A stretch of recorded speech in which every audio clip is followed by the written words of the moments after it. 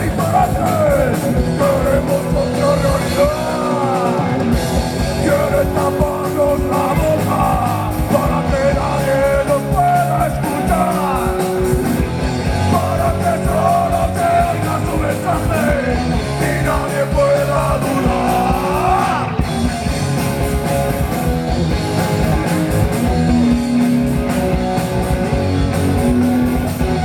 Los que controlan la percepción solo le dan la palabra a sus amos.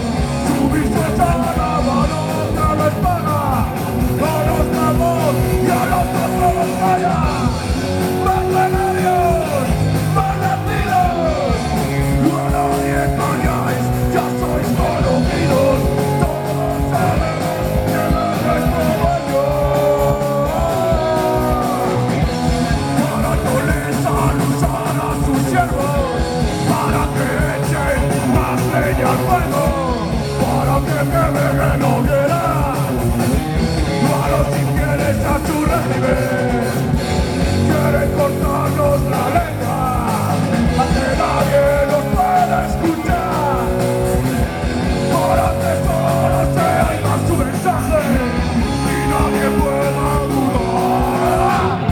Guerra contra papel, guerra contra tijera, guerra contra papel, guerra contra tijera, quemando hasta tus ciegos para que se mantenga el fuego, para que se vea la hoguera, a los infieles a su destino.